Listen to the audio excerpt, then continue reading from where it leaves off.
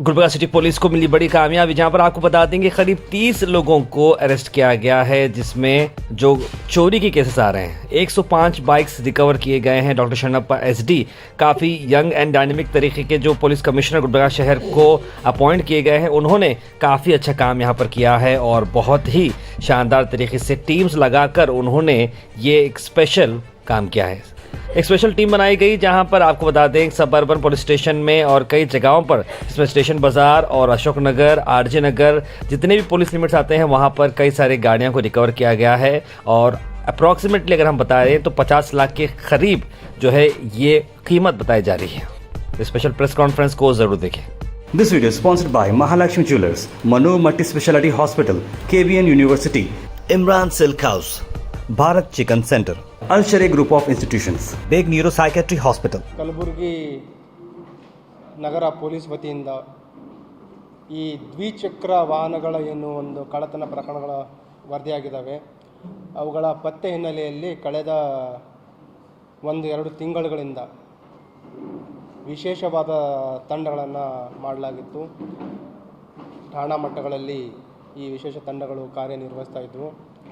DCP law and order, DCP crime ಅವರ ಮಾರ್ಗದರ್ಶನದಲ್ಲಿ ಈ ನಮ್ಮ ವಿಶೇಷ ತಂಡಗಳು ಒಟ್ಟು 30 ಜನ ಆರೋಪಿಗಳನ್ನು, ದ್ವಿಚಕ್ರ ವಾಹನ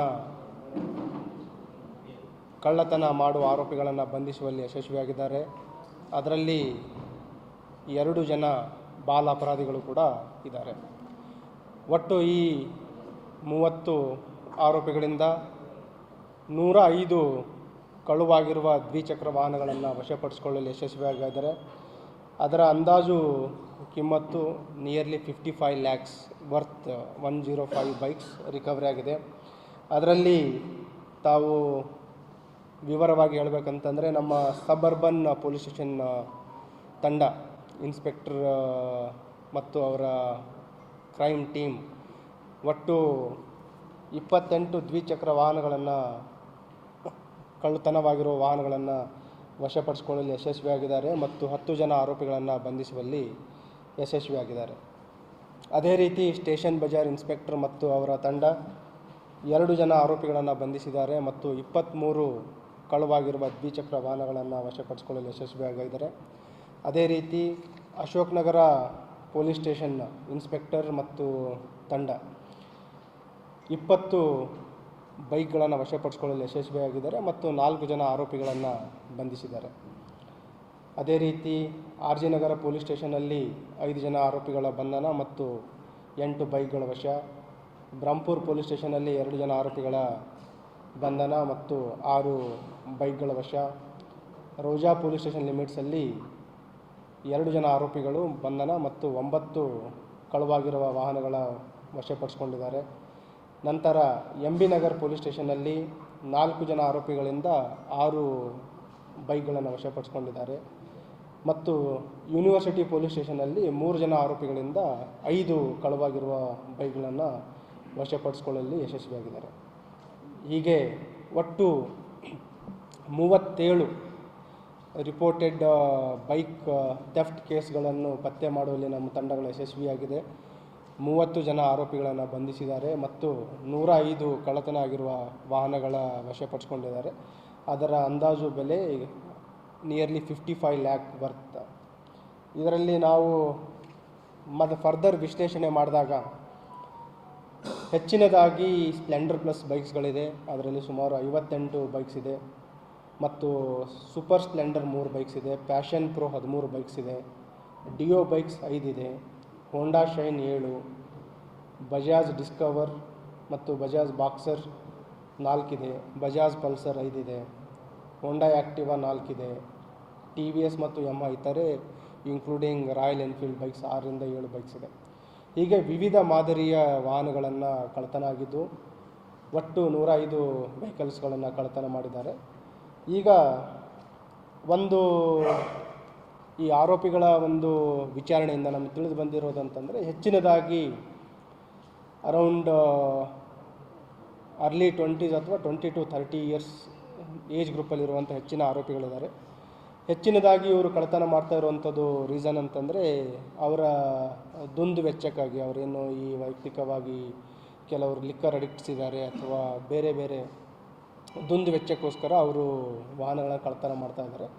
ಅದರಲ್ಲಿ ಪ್ರಮುಖವಾಗಿ ಇವರು ಕಳ್ಳತನ ಮಾಡಿರೋದನ್ನು ಗ್ರಾಮೀಣ ಪ್ರದೇಶಗಳಿಗೆ ನಿಯರ್ಲಿ 10,000 to 15,000 20,000 ರುಪೀಸ್ಗೆ ಅವರು ಮಾರಾಟ ಮಾಡ್ತಾ ಇರೋದು ನಮಗೆ ತಿಳಿದು ಬಂದಿದೆ. ಮತ್ತು ಇವರು ಆಯ್ಕೆ ಮಾಡುವಂಥ ಪ್ರದೇಶಗಳು ಎಲ್ಲಿ ಅವರು ಕಳ್ಳತನ ಮಾಡ್ತಾ ಇರೋದು ಅಂತಂದರೆ ವಿಶೇಷವಾಗಿ ಸಾರ್ವಜನಿಕ ಸ್ಥಳಗಳು, ಪಬ್ಲಿಕ್ ಪ್ಲೇಸಸ್ಗಳಲ್ಲಿ.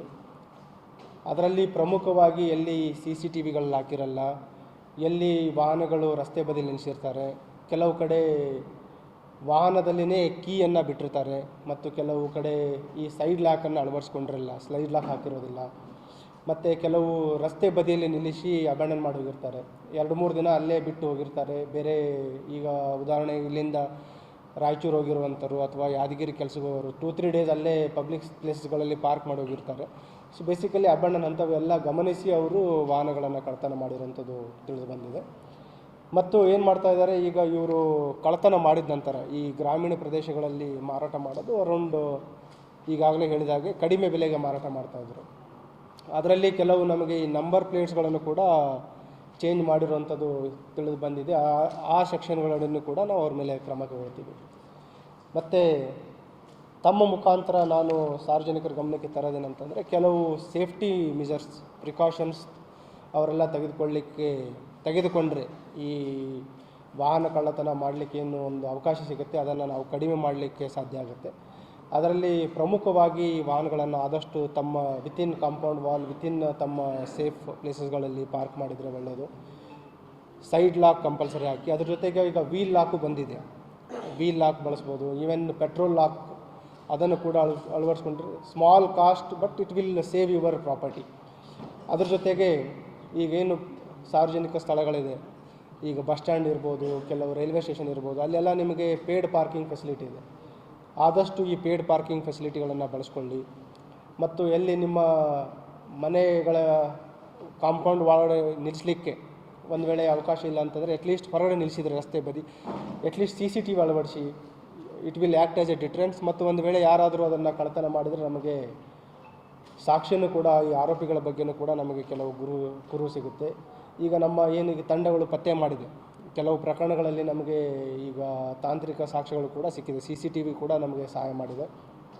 ಆ ಹಿನ್ನೆಲೆಯಲ್ಲಿ ತಮ್ಮಲ್ಲಿ ವಿನಂತಿಸುವಂಥದ್ದಂದರೆ ಆ್ಯಸ್ ಫಾರ್ ಆ್ಯಸ್ ಪಾಸಿಬಲ್ ಈ ಕೆಲವು ಸೇಫ್ಟಿ ಮೆಜರ್ಸ್ ಏನಿದೆ, ಈಗಾಗಲೇ ಹೇಳಿದ ಹಾಗೆ ಪೇಯ್ಡ್ ಪಾರ್ಕಿಂಗ್ ಆಯಿತು, CCTV ಮತ್ತು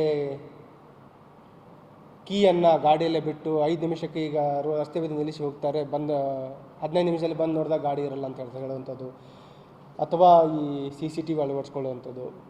ಇಲ್ಲಿವರೆಗೆ ಏನು ಹೇಳಿದ್ದೀವಿ ಮಿನಿಮಮ್ ಸೇಫ್ಟಿ ಮೆಜರ್ಸ್, ಈಗ HSRP ನಂಬರ್ ಪ್ಲೇಟ್ ಇದೆ. ಒಂದು ವೇಳೆ ನಿಮಗೆ ಈಗ ವೆಹಿಕಲ್ಗಳೆಲ್ಲ ಮತ್ತು GPS ಕೂಡ ಅಳವಡಿಸ್ಲಿಕ್ಕೆ ಅವಕಾಶ ಇದೆ.